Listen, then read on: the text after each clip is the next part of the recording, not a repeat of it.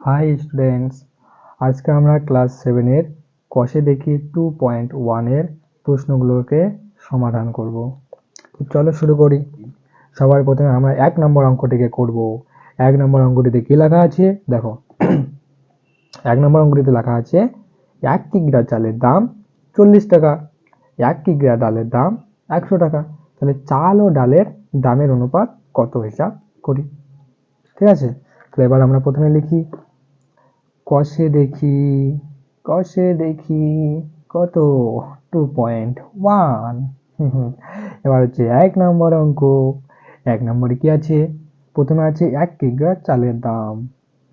1 কিগ্রা চালের দাম সমান সমান কত, 1 কিগ্রা চালের দাম হচ্ছে 40 টাকা। তারপর হচ্ছে 1 কিগ্রা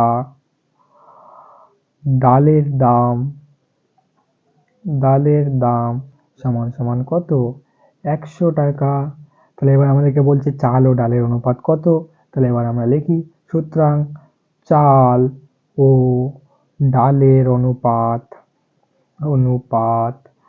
সমান সমান চালের দাম কত 40 টাকা আর ডালের দাম কত 100 টাকা। তাহলে হয়ে গেল অনুপাত।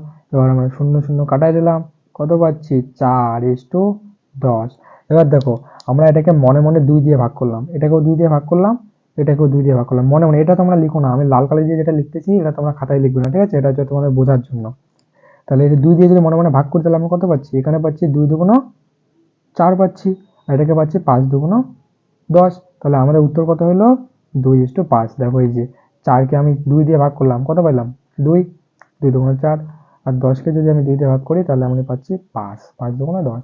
তাহলে এই যে এটা হচ্ছে আমার উত্তর 2:4। ঠিক আছে, তাহলে এবার চলো এর পরের অঙ্কটাকে দেখি। পরের অঙ্কটা কি লেখা আছে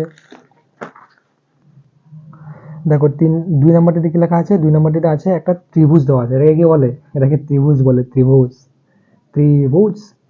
তো এটা হচ্ছে একটা ত্রিভুজ দেওয়া আছে।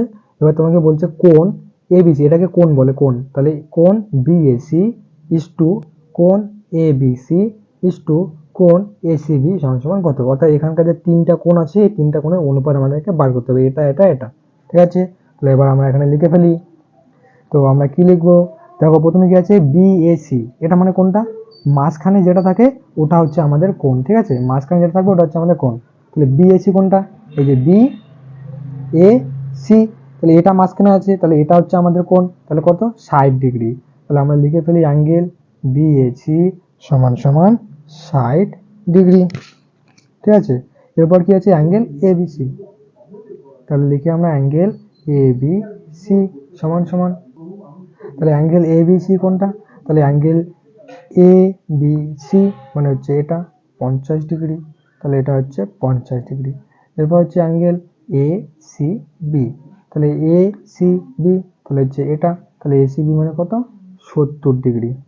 ঠিক আছে, তাহলে এবার আমরা লিখি, সুতরাং angle BAC is to angle ABC is to angle ACB সমান কত 60 is to 50 degree is to 70 degree.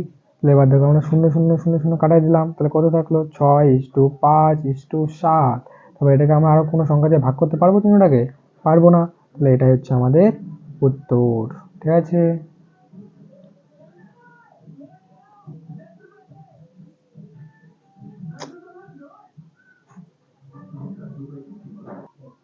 এবার দেখো, এবার আমরা করবো 3 নম্বর অঙ্ক। 3 নম্বর অঙ্কটিতে কি লেখা আছে, 3 নম্বর অঙ্কটিতে লেখা আছে যে একটি পেন্সিলের দাম 3 টাকা ও একটি লজেন্সের দাম 50 পয়সা। একটি পেন্সিল ও একটি লজেন্সের দামের অনুপাত হিসাব করে লিখি। তাহলে আমরা প্রথমে লিখে ফেলি, একটি পেন্সিলের দাম, একটি পেন্সিলের দাম সমান সমান কত 3 টাকা। আর একটি লজেন্সের দাম সমান সমান 1 টাকা, সরি 50 পয়সা। তো একটি লজেন্সের দাম যদি 50 পয়সা হয়, এবার একটি পেন্সিলের দাম 3 টাকা, এবার আমাদের বলছে যে পেন্সিল ও লজেন্সের দামের অনুপাত বার করতে। তো এবার হচ্ছে এটা হচ্ছে টাকায় আছে, এটা পয়সায় আছে, তাহলে আমরা তো এটার এটা অনুপাত করতে পারি না, কারণ অনুপাত মানে কি, অনুপাত মানে হচ্ছে দুটি সমজাতীয় রাশির মধ্যে তুলনা। তাহলে এটা টাকায় আছে, এটা পয়সায় আছে, আমি তুলনা করতে পারবো না, তাহলে আমাদের দুটোকেই পয়সায় নিয়ে যেতে লাগবে। এবার 3 টাকাটাকে আমরা পয়সায় বানাবো। তাহলে দেখো 1 টাকা সমান সমান কত পয়সা, 1 টাকা সমান সমান 100 পয়সা হয়, তাহলে 3 টাকা সমান সমান 300 পয়সা। ঠিক আছে, তাহলে এবার আমরা অনুপাত করব। সুতরাং পেন্সিল ও লজেন্সের দামের অনুপাত সমান সমান, পেন্সিলের দাম কত, পেন্সিলের দাম হচ্ছে 300 ইস্টু লজেন্সের দাম কত, লজেন্সের দাম হচ্ছে 50।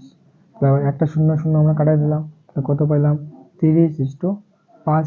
তাহলে এবার দেখো আমরা এটাকে মনে মনে 5 দিয়ে ভাগ করে দিলাম, এটাকেও যদি 5 দিয়ে ভাগ করি, এটাকেও যদি 5 দিয়ে ভাগ করি মনে মনে, তাহলে আমরা কত পাচ্ছি, এটা তোমরা লিখো না, যেটা আমি লাল কালি দিয়ে লিখতেছি ওটা তোমাদের বোঝানোর জন্য বলতেছি। তাহলে 5 6 30 ইস্টু 5 5 কাটলে 1, তাহলে এটা হচ্ছে আমাদের অ্যান্সার 6:1। ঠিক আছে, এটা হচ্ছে আমাদের অ্যান্সার। এরপর করবো 4 নম্বর। 4 নম্বরটি কি লেখা আছে, একটি আধুলি, একটি 1 টাকা ও একটি 2 টাকার মুদ্রার মূল্যের অনুপাত লিখি। এবার দেখো আধুলি মানে কি, আধুলি মানে হচ্ছে যাকে আমরা বলি আডানা পয়সা। ঠিক আছে, আধুলি মানে হচ্ছে আডানা পয়সা। তাহলে আধুলি মানে হচ্ছে আডানা পয়সা, তাহলে আডানা পয়সা মানে কত, আডানা আডানা পয়সা মানে হচ্ছে 50 পয়সা, তাহলে হচ্ছে 50 পয়সা। ঠিক আছে, আর 1 টাকা মানে কত, 1 টাকা সমান সমান 100 পয়সা। তারপর আর কি বলছে, 2 টাকা, তাহলে 2 টাকা সমান সমান কত হবে, 2 টাকা সমান সমান 200 পয়সা, তাই না, 200 পয়সা।